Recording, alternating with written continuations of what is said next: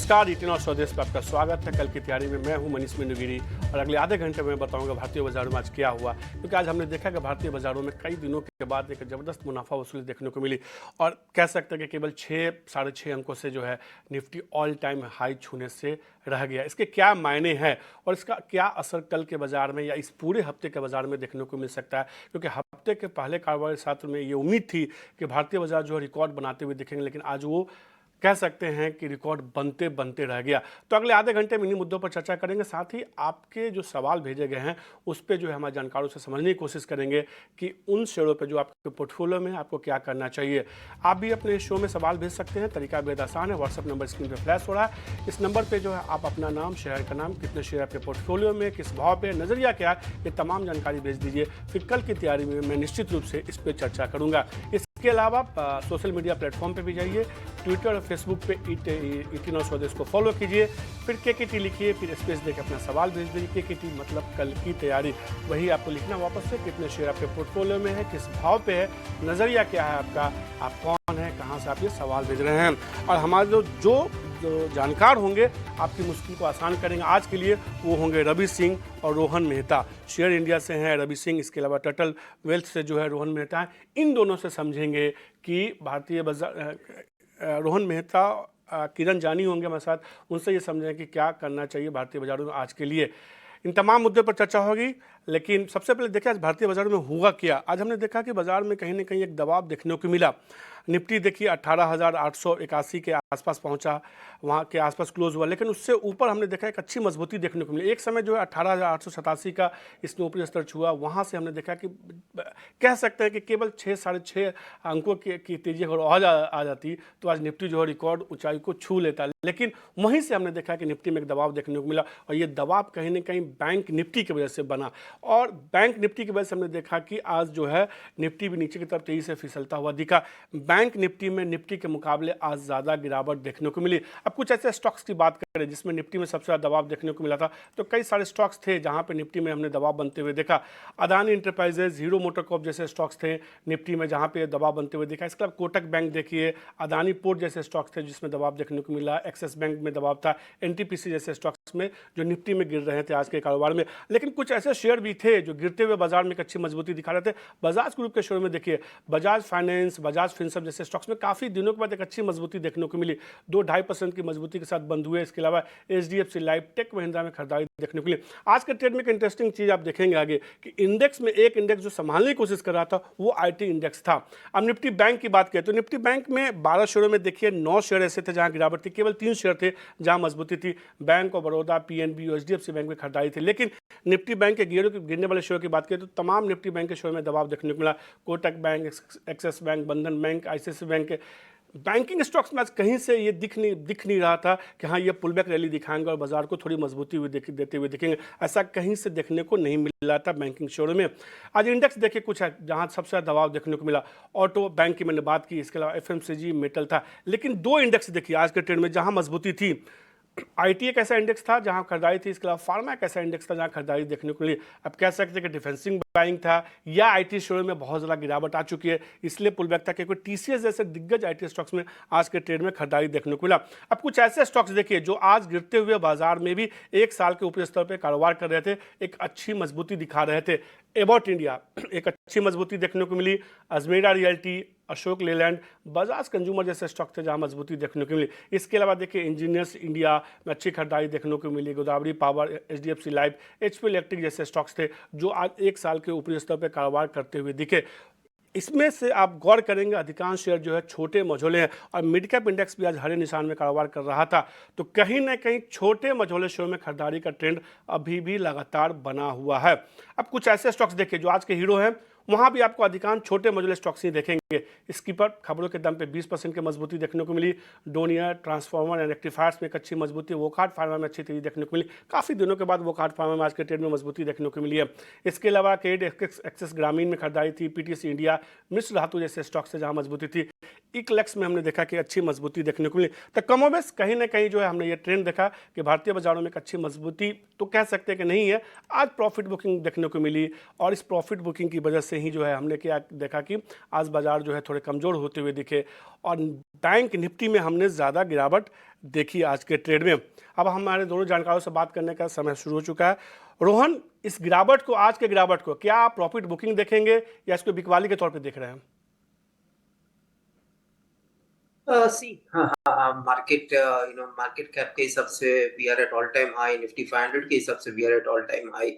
सब कुछ देखे और मार्केट ने कंसिस्टेंट बहुत अच्छी रैली की है फ्रॉम 17,000 टू देखे तो 18,900 तकरीबन तक।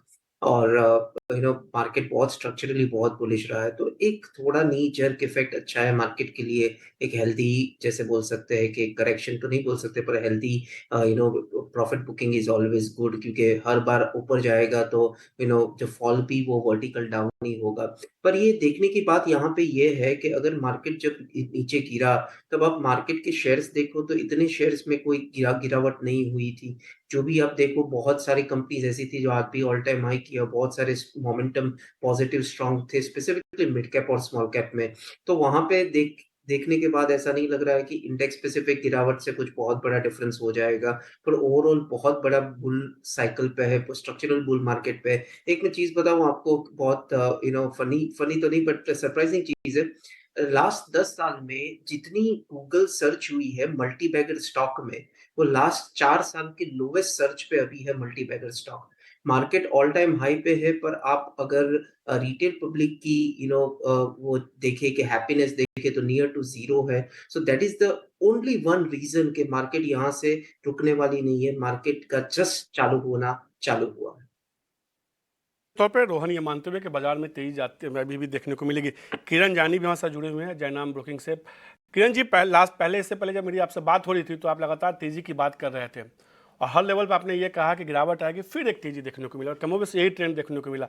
संयोग से आज फिर आप मिले हैं, मुनाफा वसूली देखने को मिली है। तो क्या इस मुनाफा वसूली को एक मौके के तौर पर देखना चाहिए? Good evening everyone. So definitely आपने जिस तरह से बताया कि ओवरऑल मार्केट स्ट्रक्चर के अंदर था, जो भी एक डीप आया था वो हम खरीदारी के अंदर एक अपॉर्चुनिटी देख रहे थे। अब आज की जो हमने एक बिकवाली देखी है, कहीं ना कहीं बैंक निफ्टी उसमें अंडर परफॉर्म रहा था, लेकिन अक्रॉस द मार्केट जैसे आपने भी स्टार्टिंग ऑफ द शो में डिस्कस किया कि Nifty mid cap and small cap के अंदर हम एक अच्छी तेजी देख रहे हैं। तो कहीं ना कहीं जो एक अंडर परफॉर्मेंस था, ज्यादातर हमें लग रहा है कि निफ्टी स्मॉल कैप जो अपने ऑल टाइम हाई से करीबन अभी भी 18 से 15% नीचे ट्रेड कर रहा है, जहाँ की आप निफ्टी बैंक निफ्टी या तो मिड कैप की बात कर लीजिए, वो अपने प्रीवियस ऑल टाइम के आसपास ट्रेड कर रहे हैं। तो कहीं ना कहीं ये अभी भी जो तेजी, मतलब ये जो डिप आया है वो डेफिनेटली हमें अपॉर्चुनिटी की तरह देखना चाहिए। यहाँ से चांसेस है कि निफ्टी की मैं अगर बात करूँ तो वी आर स्टिल एक्सपेक्टिंग 19,000 19,300 के आसपास एक पोजिशनल टारगेट जो है वो आ सकता है। सिमिलर अगर बैंक निफ्टी की मैं बात करूँ तो वहां पे भी कहीं ना कहीं 45,000 का जो लेवल है वो आ सकता है। तो ये डिप डेफिनेटली हमें बाइंग के लिए देखना चाहिए, लेकिन किसी भी डिप को या तो कैप अप को हमें चेज नहीं करना चाहिए। लेवल वाइज अगर हम देखें तो जो सपोर्ट 18,200 18,300 था, वो अब धीरे धीरे ऊपर आके 18,500 आ गया है। और कहीं ना कहीं जिस तरह से ओपन इंटरेस्ट का सेटअप है वीकली ऑप्शंस एक्सपायरी के हिसाब से, हमें लग रहा है कि कोई भी अगर डिप आता है जैसे 18,700 से 600 के बीच में कोई भी डिप आता है, तो it would be the great opportunity to enter into the market again. Overall stop loss हमें 18,500 का रखना है और ऊपर में कहीं ना कहीं 19,000 तक के टारगेट हमें निफ्टी में आते हुए देख सकते हैं। बैंक निफ्टी की अगर मैं बात करूं तो बैंक निफ्टी में 43,500 से 43,200 ये एक एक्यूमुलेशन जोन है। जब तक 43,200 ब्रेक नहीं करता है, तब तक ये जो डिप आ रहा है वो डेफिनेटली हमें अपॉर्चुनिटी की तरह देखना चाहिए। इमीडिएट लेवल पे ऊपर 44,000, और जैसे ही 44,000 क्रॉस होता है 44,500 तक के लेवल हमें देखने को मिलेंगे। सो बैंक निफ्टी में थोड़ा वेट एंड वॉच कीजिए। 43,200 से 43,500 ये जो 300 पॉइंट की रेंज है, वहां पे कोई भी डिप आता है तो वहां पे लॉन्ग कर सकते हैं। एंड सिमिलरली निफ्टी के अंदर 18,650 तक की वेट कर सकते हैं लॉन्ग जाने के लिए। तो ये राय आते हुए सीधे तौर पे किरण जाने के तौर पे बैंक निफ्टी के मुकाबले उनको निफ्टी थोड़ा ज़्यादा मजबूत लग रहा है। वैसा होना भी लाजमी है क्योंकि हमने देखा है कि बैंक निफ्टी तो रिकॉर्ड बना चुका है, निफ्टी लगातार कोशिश कर रहा है रिकॉर्ड बनाने की। और जिस तरीके से हमने देखा बीते हफ्ते रिलायंस में वापस से खरीदारी लौटी है, तो उसके दम पर हो सकता है कि निफ्टी मजबूती देखने को मिले। और किरण लगातार ये कह रहे हैं कि धीरे धीरे जो है निफ्टी का सपोर्ट अब ऊपर की तरफ खिसकता जा रहा है। 18,500 600 का लेवल है जो अब मजबूत सपोर्ट के तौर पर काम कर रहा है। तो अगर 18,600-700 के जोन में आता है, तो उनको लगता है कि यहाँ से थोड़ी खरीदारी करनी चाहिए। फिर वो तो लेवल बढ़ा दे रहे हैं। पहले तो मैं रिकॉर्ड की बात कर रहा हूँ, उनका तो कहना है कि 19,000 और 19,000 के ऊपर भी जा सकता है। अब फटाफट सवाल जवाब के सिलसिला को शुरू करते हैं। अमोल जी ने सवाल भेजा है मुंबई से। उनके पास कैनरा बैंक के 220 शेयर है 340 रुपये के भाव पे। वो जानना चाहते हैं कि क्या करे। रोहन, क्या राय होगी कैनरा बैंक पे आपकी? ये कैनरा बैंक देखने जाओ तो पीएसयू में एक डिसेंट सी बैंक है, नथिंग वेरी मच एक्साइटिंग। मेरे हिसाब से कैनरा बैंक से बैंक ऑफ बड़ौदा या एसबीआई में शिफ्ट हो सकते हैं।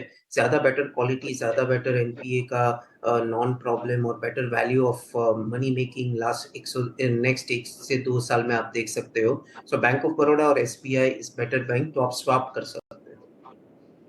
आते हुए कि आप चाहें तो इस शेयर से स्विच कर सकते हैं। एसबीआई और बैंक ऑफ बड़ौदा उनको पसंद है। सुरेश जिंदल जी ने सोनीपत से सवाल भेजा है। एचबीएल पावर के बारे में जानना चाहते हैं। 1500 शेयर उनके पोर्टफोलियो में है, 89 रुपये के भाव पे है। उनका जो नज़रिया है अगले 2 महीने के लिए जानना चाहते हैं कि शेयर में क्या करें। एचबीएल पावर हमने देखा है खासतौर पे किरण कि बीते अगर आप 10 दिनों का ट्रेंड देखिए, एक जोरदार रैली देखने को मिली है। खासतौर पे 100 रुपये से शेयर में देखिए कि एक रेंज में फंसा रहा लंबे समय तक 90 से 100 के जोन में, लेकिन वहाँ से इसने एक मजबूत ब्रेकआउट दिया। अब 152 के आसपास ट्रेड कर रहा है। मतलब करीब अगर 10 दिनों में देखें तो करीब इस शेयर में जो है 50% से ज़्यादा का रिटर्न आ गया। क्या राय होगी सुरेश के लिए आपकी? चाहे तो आप इसको स्टॉप लॉस भी दे सकते हैं क्योंकि इनका नजरिया केवल 2 महीने का है। हाँ, सो डेफिनेटली आपने जिस तरह से स्टॉक की बात की कि एचबीएल पावर एक लंबे समय से एक रेंज के अंदर था, 100 एंड 120 के आसपास एक क्लियर ब्रेकआउट आया। ब्रेकआउट के बाद हमने देखा कि वन साइड 155, 154 तक के हाइस बनाए। अब ड्यूरिंग दिस टाइम हम देख रहे हैं कि कहीं ना कहीं एक फ्लैग पैटर्न बना हुआ है। फ्लैग पैटर्न के अंदर सक्सेसफुली रीटेस्टिंग भी हो चुका है। आज जब मार्केट में इतना बिकवाली चल रहा था, कहीं ना कहीं एचबीएल पावर आउट परफॉर्म कर रहा था, तो मेरे हिसाब से उनको होल्ड रखना चाहिए अभी भी। 142 का एक स्ट्रिक्ट स्टॉप लॉस मेंटेन कीजिए और जिस तरह से चार्ट पैटर्न है आप यहाँ पे 170 तक के लेवल्स एक्सपेक्ट कर सकते हैं। सो 142 के स्टॉप लॉस से होल्ड 170 के टारगेट के लिए।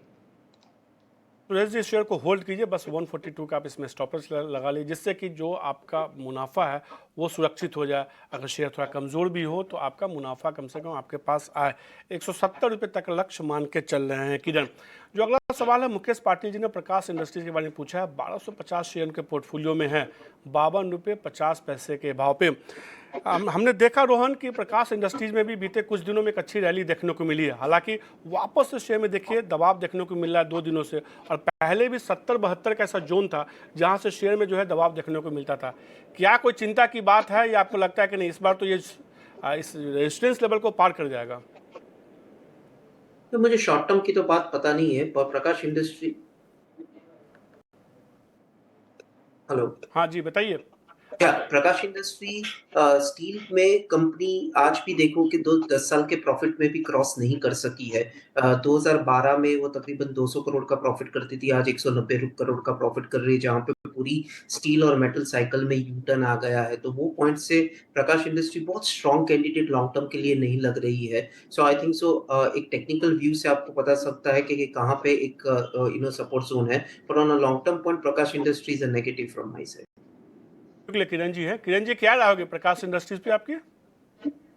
सो डेली चार्ट के ऊपर हम देखें तो एक छोटा सा कप एंड हैंडल एक ब्रेकआउट देखने को मिला है। कहीं ना कहीं उसका जो टारगेट बन रहा है वो अपने रेजिस्टेंस लेवल के आसपास ही 70 के आसपास ही बन रहा है। तो एक स्ट्रिक्ट स्टॉप लॉस इनको मेंटेन करना रहेगा 61 का। अगर 61 का लेवल ब्रेक होता है तो ये वापस अपने lower top lower bottom formation यानी कि फॉलिंग चैनल के अंदर रिज्यूम करेगा और नीचे में वापस और 50 तक के लेवल्स आपको दिखा सकता है। तो 61 62 का एक स्ट्रिक्ट स्टॉप लॉस मेंटेन कीजिए। ऊपर में 70 का लेवल हमारा पहला टारगेट रहेगा। अगर 70 का लेवल क्रॉस होता है तो ही इनको अपसाइड लेवल दिखेंगे, नहीं तो वापस ये 70 से रिवर्स हो सकता है। तो एज ऑफ नाउ 61 का स्टॉप लॉस, 70 के टारगेट के लिए आप होल्ड कर सकते हैं। स्टॉप लॉस थोड़ा स्ट्रिक्ट मेंटेन करना।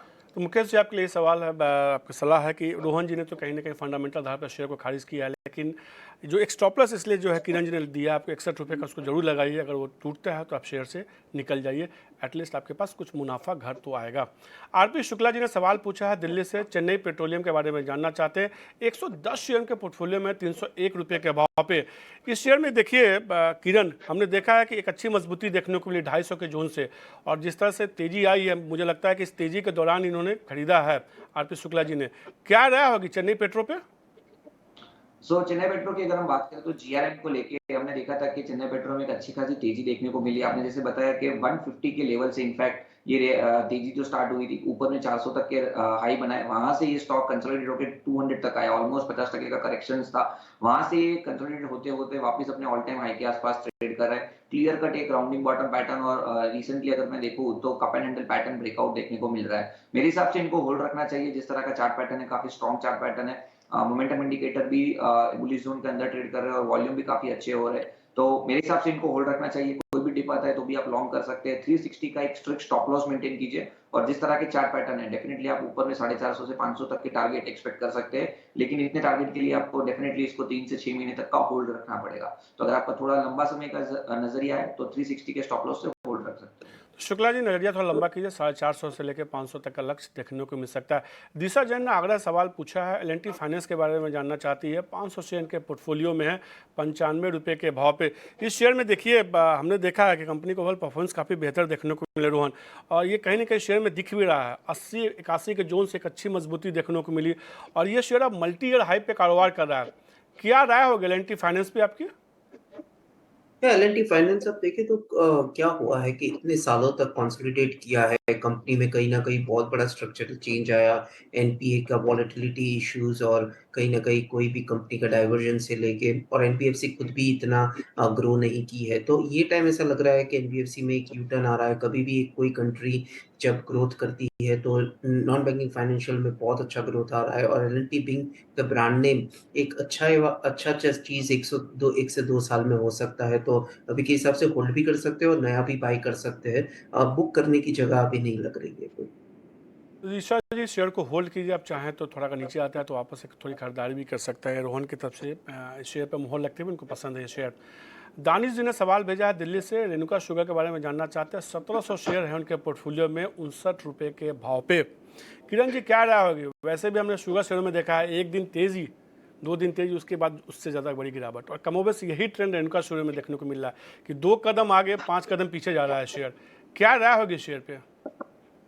सो रेणुका शुगर की अगर हम बात करें तो बीच में जो शुगर की रैली आई थी, कहीं न कहीं उस रैली के दरमियान हमने देखा 70 तक ये स्टॉक गया, काफ़ी लोगों का फेवरेट स्टॉक हो गया। लेकिन कहीं न कहीं उसके बाद जो रिकवरी हम रिसेंटली देख रहे हैं, आप धामपुर शुगर देख लीजिए, रेणुका शुगर परफॉर्म नहीं कर रहा, लेकिन धामपुर हो गया या तो बलरामपुर चीनी हो गया, कहीं न कहीं रिसेंटली जो रैली आई उसमें परफॉर्म कर रहे हैं। तो मेरे हिसाब से रेणुका शुगर में अगर उनको बने रहना है तो एक 42 या 40 का एक स्ट्रिक्ट स्टॉप लॉस के साथ बने रहिए। अदरवाइज हमें तो लग रहा है कि करंट मार्केट प्राइस से उनको निकल जाना चाहिए, और अगर शुगर के ही साथ उनको बने रहना है तो Dhampur sugar would be the better choice. जिस तरह से करंट मार्केट प्राइस पे 270 के आसपास ट्रेड कर रहा है, असेंडिंग ट्रायंगल पैटर्न ब्रेकआउट के आसपास ट्रेड कर रहा है, तो Dhampur would be the better choice. आप रेणुका से एग्जिट करके धामपुर में शिफ्ट ले लीजिए, और जिस तरह के चार्ट पैटर्न है आप 250 का स्टॉप लॉस मेंटेन कीजिए धामपुर शुगर में। और चार्ट पैटर्न के हिसाब से कहीं ना कहीं हम एक्सपेक्ट कर रहे हैं कि 350 तक के टारगेट आने वाले 3-1 महीने में आप देख सकते हैं। तो रेणुका में मेरे हिसाब से एग्जिट ले लेनी चाहिए और धामपुर शुगर में आप री एंट्री कर सकते हो। रेणुका पे ये जो है किरण की जी की तरफ से राय आती हुई। उत्तम गायकवाड़ जी ने मुंबई से पूछा है लोटस चॉकलेट के बारे में। 10 शेयर के पोर्टफोलियो में है, 251 रुपये के भाव पे। ये शेयर में देखिए रोहन जी, नाम तो चॉकलेट है लेकिन शेयर में लगातार जो है लोअर सर्किट लगता है या अपर सर्किट लगता है, और वापस से शेयर में जो है लोअर सर्किट लगता हुआ दिख रहा है। पिछले दिनों अपर सर्किट पे था। ये अगर देख सकते हैं 147 के जोन से अपर सर्किट लगता गया, 250 गया, फिर वापस से लोअर सर्किट लग रहा है। क्या राय होगी शेयर पे आपकी? सॉरी, मैं ट्रैक नहीं कर रहा हूँ, पहली बार मैं कंपनी का नाम मैंने सुना है, मुझे नहीं पता है कुछ भी ये मुझे कंपनी के बारे मुझे लग रहा था कि अब शेयर को जो है ट्रैक नहीं कर रहे हैं। में। अब इस समस्या को जो है किरण जी सुलझाएंगे। किरण जी, क्या राय होगी? जो लोटस चॉकलेट पे चलता, नाम चॉकलेट है, चलता अपर सर्किट है, गिरता लोअर सर्किट पे है। तो जैसे आपने बताया कि इसकी जो चाल है कहीं न कहीं सर्किट टू सर्किट चल रहा है। अगर टेक्निकली भी हम देखें तो जिस तरह से वॉल्यूम हुआ है, क्लियर कट हम देख रहे हैं कि 270 के आसपास इसमें डिस्ट्रीब्यूशन हुआ है। जिस तरह से डेली चार्ट है तो उसमें कोई इंडिकेटर तो काम नहीं आएगा। मेरे हिसाब से जिस तरह के चार्ट पैटर्न है, हम अगर सपोर्ट रेजिस्टेंस को ही सिर्फ कंसीडर करें तो 220, वैसे तो एग्जिट ही कर लेना चाहिए ऐसे स्टॉक को, लेकिन फिर भी अगर वो फंसे हुए हैं तो 220 का लेवल आप ध्यान में रखें। 220 अगर ये ब्रेक कर देता है तो मेरे हिसाब से निकल जाना ही इसमें समझदारी रहेगी, क्योंकि 220 ब्रेक करते ही ये अपने वापस डाउनफॉल चैनल के अंदर चला जाएगा।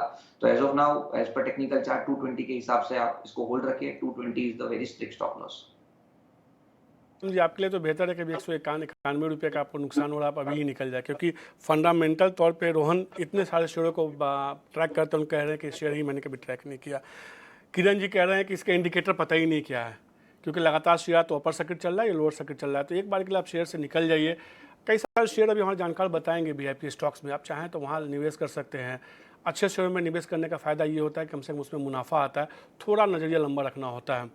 आर्यन जी ने सवाल भेजा है मेरठ से, जेंसेक टेक के बारे में जानना चाहते हैं। 30 शेयर के पोर्टफोलियो में है, 322 रुपये के भाव पे है, वो जानना चाहते हैं शेयर में क्या करें। जेंसेक टेक पे क्या राय होगी रोहन? ये जेंसर ठीक कंपनी है, काफी अच्छा करती है। प्रॉफिटेबिलिटी के मार्जिन्स के हिसाब से एक बहुत बड़ी दिक्कत थी कंपनी में। हमने 2021 में 18% ऑपरेटिंग प्रॉफिट मार्जिन से 11% पे हो गई है। सो वो हिसाब से मुझे ऐसा लग रहा है कि बहुत सारी कंपनीज है जो डिजिटल सॉल्यूशंस में उससे ज्यादा काम अच्छी कर रही है। Companies like persistent system, companies like Coforge, तो वहां पे ज्यादा फोकस होना चाहिए। Zensar is a sell from my side. ये इस शेयर से आप निकल के जो किसी और शेयर में स्विच कर सकते हैं। अभी आपको आर्यन जी इसमें मुनाफा भी हो रहा है, तो कोफोर्ज जैसे स्टॉक्स में खरीदारी करने की सलाह है। तो जेंसर से निकल जाइए तो कोफोर्ज में खरीदारी कीजिए। लोटस चॉकलेट से निकलिए तो किस शेयर में खरीदारी कीजिए। वीआईपी सेगमेंट में अपने जानकारों से समझते हैं।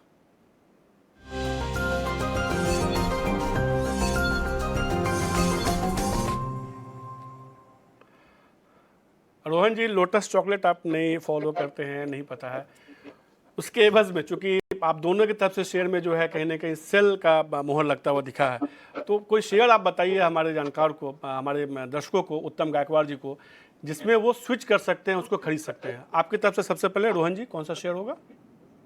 या सो मेरा जो स्टोरी है, फर्स्ट ऑफ ऑल डिस्क्लेमर, मेरे पोर्टफोलियो पीएमएस में ये इन्वेस्टमेंट और हमारे पर्सनल फंड में भी है। तो मेरा फर्स्ट है एनपी वेंचर्स, जिसको रीनेम किया है नावा करके कंपनी है। वो पावर डिस्ट्रीब्यूशन मेटल्स में बहुत अच्छा काम कर रही है। तकरीबन 10 साल से कंसोलिडेट कर रही थी। आज फ्रॉम 10 साल से 10 गुना प्रॉफिट बढ़ गया है, 1222 करोड़ का पैट कर रही है कंपनी।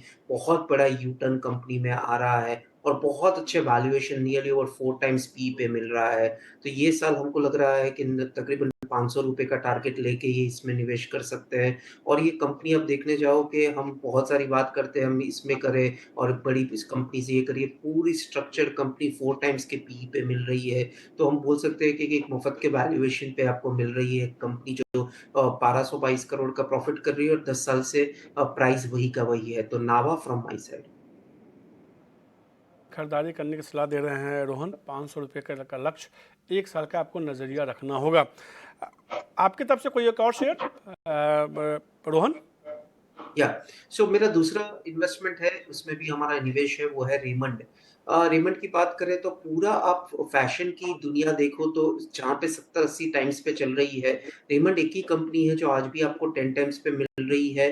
पूरा कंपनी में स्ट्रक्चरल चेंज आ गया है। जहाँ पे कैश का इशू था, वो कंपनी एफएमसीजी कंपनी बेच के वो कैश आ गया तकरीबन 2900 करोड़। एक ही कंपनी है जो आपको फैशन, रियल एस्टेट और एफएमसीजी का मिक्स मिल रही है और बहुत अच्छे वैल्यूएशन पे मिल रही है। और आप हम वर्ल्ड वाइड देखने जाए तो रेमंड जैसी ब्रांड जो क्रिएट की है, अगर आपको 10-11 हजार करोड़ की मार्केट कैप पे मिल रही है, तो मेरे हिसाब से एक बहुत बड़ा value plus turn around business है। और हमारा टारगेट है 20 nearly about 2500 rupees 2500 rupees on to the structure.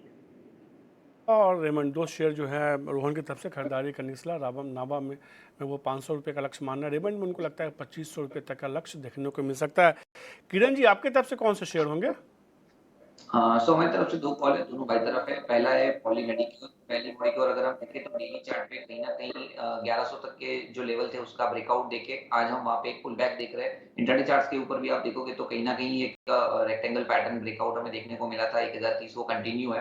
तो Poly Medicure current market price 1140 के आसपास की सेटलमेंट हम लॉन्ग करके जाएँगे। 1180 का हमारा टारगेट रह गया और 1120 एज़ अ स्टॉप लॉस हम मेंटेन करेंगे।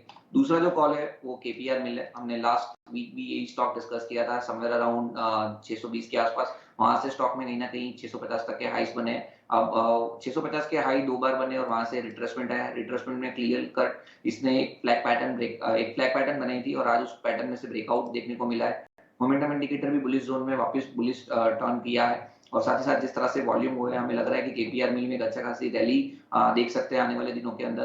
तो 637 के आसपास की क्लोजिंग भी हम लॉन्ग करके जाएँगे केपीआर मिल। 680 का हमारा टारगेट रहेगा। 620 एज़ अ स्टॉप लॉस हम मेंटेन करेंगे केपीआर मिल्स के अंदर। जो है ट्रेडिंग इन्वेस्टमेंट पिक्स दिया है वहीं किरण जी ने जो है ट्रेडिंग पिक्स दिया है उनके लिए जो उनकी तरफ जो पहला शेयर है पोली मेडिकल, इसमें खरीदारी कीजिए 1180 1120 का टारगेट, 1120 का स्टॉप लॉस, और केपीआर मिल में आपको 680 का टारगेट रखना है, 620 का स्टॉप लॉस होगा। तो टोटल 4 शेयर आपको बताया गया है, 2 ट्रेडिंग के लिहाज से जिसमें स्टॉप लॉस और टारगेट बताया गया है, और 2 शेयर जो है इन्वेस्टमेंट के लिहाज से जिसमें कि आप खरीदारी करके चल सकते हैं। सवाल जवाब के सिलसिला को आगे बढ़ाते हैं। अनिल जी ने सवाल भेजा है लुधियाना से, जीआर इंफ्राटेक के बारे में जानना चाहते हैं। 50 शेयर के पोर्टफोलियो में 1275 रुपए के भाव पे जीआर इंफ्राटेक पे क्या राय होगी किरण आपकी तरफ से? तो जीएन इंफ्रा प्रोजेक्ट के अंदर अगर हम बात करें तो जिस तरह से डेली चार्ट के ऊपर एक राउंडिंग बॉटम पैटर्न बना था, कहीं न कहीं 1150 1160 के आसपास का ब्रेकआउट था। स्टॉक ऊपर में एक पीक बनाया है 1300 का। 1300 से हम देख रहे हैं कि एक छोटी सी रेक्टेंगल पैटर्न के अंदर ट्रेड कर रहा है 1240 से 1300 तक की।